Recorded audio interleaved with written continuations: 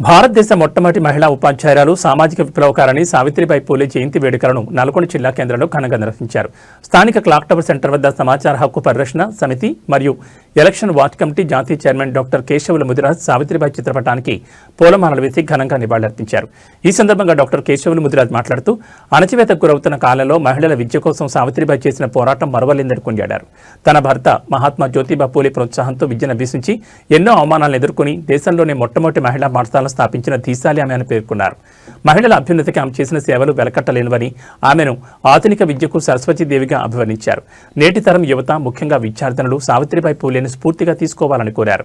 ఆమె ఆశయ సాధన కోసం ప్రతి ఒక్కరూ కృషి చేయాలని, అప్పుడే ఆమెకిచ్చే నిజమైన నివాళి అని తెలిపారు.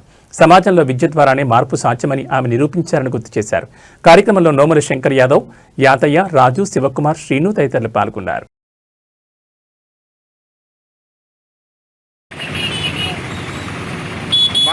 నినాదాలి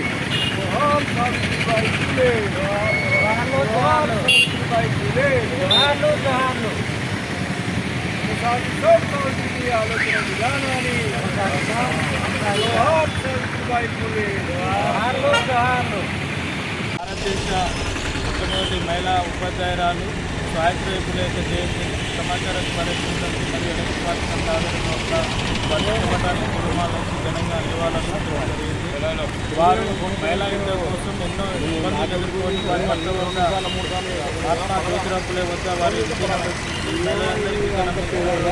మేధావి వారు మహిళలు చేసిన సేవలు కొనియాడుతూ వారి స్ఫూర్తి వారి ప్రోత్సాహం వారి ఆశిష్టాలను ఈరోజు తొలి మహిళా ఉపాధ్యాయురాల దినోత్సవం సందర్భంగా అందరికీ మహిళలందరికీ శుభాకాంక్షలు తెలియజేస్తూ ఉన్నాము. సావిత్రిబాయి జ్యోతిబా 195వ జయంతి శుభాకాంక్షలు. వీరు 1847లో మొట్టమొదటిగా బాలికల కోసం ఒక పాఠశాలను ఏర్పాటు చేయడం జరిగింది. వారి యొక్క ఆశయాల సాధనకు ప్రతి ఒక్కరూ కృషి చేద్దామని తెలియజేస్తాము.